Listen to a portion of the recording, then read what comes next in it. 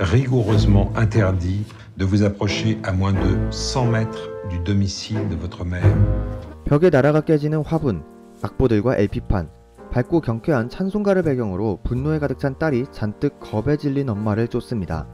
이윽고 잠시 휴전하자는 제스처를 취하며 방심한 엄마를 상대로 강하게 뺨을 때리는 딸과 쓰러지는 과정에서 피아노에 얼굴을 부딪히는 엄마.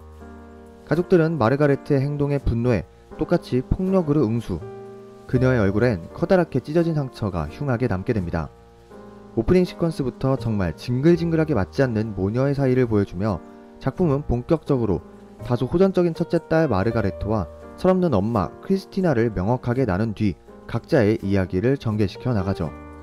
가장 가까운 가족이라는 관계에 감정적으로도 물리적으로도 선이 그어지고 어떻게 보면 멀고도 가까운 100m라는 선이 그어지면서 누군가는 그 선을 넘으려 하고 누군가는 이 선 안에 들어오지 못하게 하려고 합니다.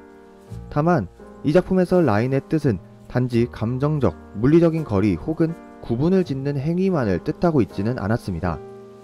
피아니스트인 크리스티나는 작품 내내 첫째 딸은 음악적 재능을 가졌는데 어떻고 둘째 딸은 하나도 물려가지 못했고 셋째는 아직 가능성이 있다는 식의 말을 하기도 하며 둘째 딸의 쌍둥이 아이들을 보며 쌍둥이 음악가가 될 수도 있다고 말하는 등 혈육 간의 재능의 인계 혹은 전승의 의미도 가지고 있죠. 또한 외적으로 봤을 때는 장르의 경계를 자유롭게 오가는 성격을 표현했다고도 해석해 볼 수 있겠는데요.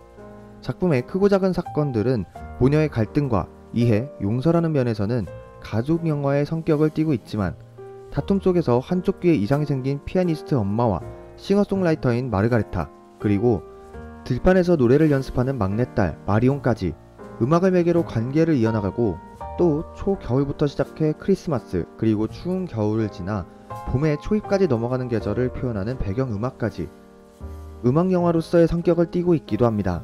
또한 작품의 많은 장면이나 캐릭터들이 종교영화로서도 부족하지 않다는 느낌이 들었는데요. 막내딸 마리옹이 부르는 노래가 성가라는 점부터 시작해 엄마와 언니가 갈등이 있을 때마다 기도를 올리고 그들의 관계에 어떤 상황에 직면할 때마다 성경의 한 구절을 읊는 부분, 가족들 모두를 사랑하기에 묵묵히 자신의 믿음을 거두지 않고 행동하는 모습은 한편으론 거룩해 보이기까지 합니다. 이렇듯 작품은 가족영화, 음악영화, 종교영화라는 장르의 경계를 허물었다는 점에서 라인이라는 제목이 해석될 여지도 있다고 보여지고요. 떨어져 있어도 결국엔 연결된 관계로 살아가야 하는 우리들의 모습을 뜻하기도 합니다. 100m 이내에 접근 금지를 당하게 되었지만 스피커의 선을 길게 늘어뜨려 들판의 끝까지 가져가는 모습이나 마트에 취직해 CCTV로 가족들의 모습을 보는 마르가레타, 크리스마스 때 몸은 떨어져 있어도 전화나 레이저를 쏘면서 서로를 알아보고 이야기하는 모습 등 결국 서로의 모습을 이해하고 받아들이며 살아가야 하는 가족이라는 끈으로 묶여진 하나로 연결된 관계라는 점을 보여주는 점 또한 잘 표현했다고 생각했습니다.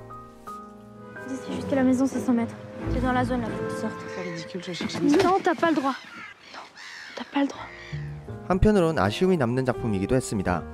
강렬한 오프닝 시퀀스에 비해 막상 공개된 그 사건의 이유가 시시했던 부분이나 너무 뜬금없는 부분에 공개가 되었다는 부분은 여전히 아쉬웠습니다.